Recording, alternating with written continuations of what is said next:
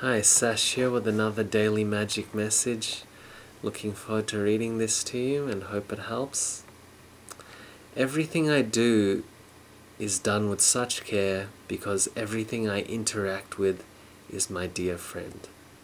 Having this perspective with all your interactions is a way to continually be the experience of love.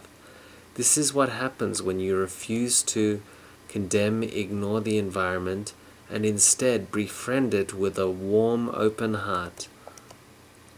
Befriending your arms, your loneliness, your grief, your shoes, your water, your car, your partner in every moment, and so on is a wonderful start to cultivating love in your life.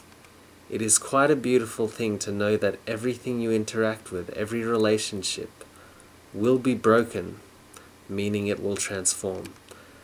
In truth, the relationship transforms every moment, but to the basic senses, it may take some time before a relationship completely transforms.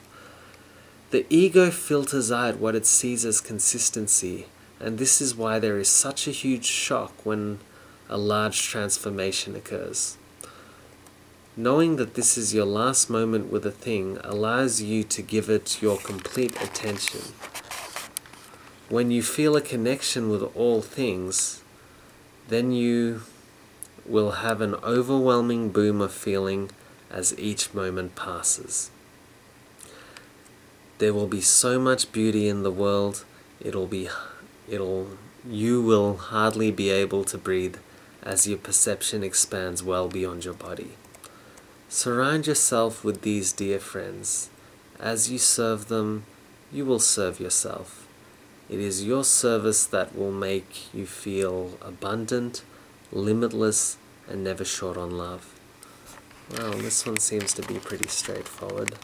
All it speaks about is really taking the time to notice what's around you. And in that noticing and in that understanding that these are the things that are with you right now, and that they can be your friends. They can be even further than friends. You can start to feel them as a part of you.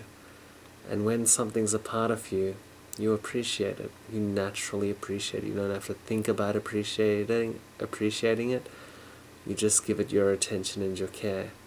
And this also comes on the inner as well. When you start to appreciate what is happening in your physical body, you'll naturally start appreciating the environment too. Anything else? Let me just take a quick look through.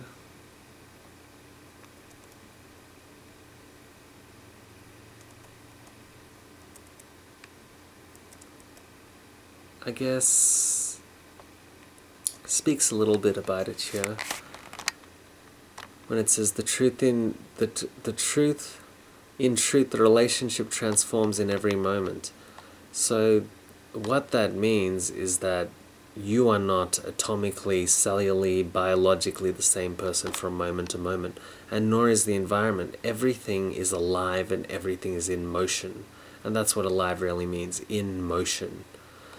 So with everything being in motion and not the same thing from moment to moment, then it is a completely new relationship every moment. Now the problem is the five senses that the ego heavily relies upon treats it as if something isn't detectably different by these senses, then it treats it as the same.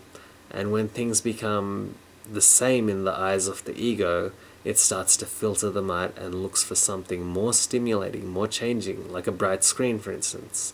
The image is constantly changing, so it's more stimulating.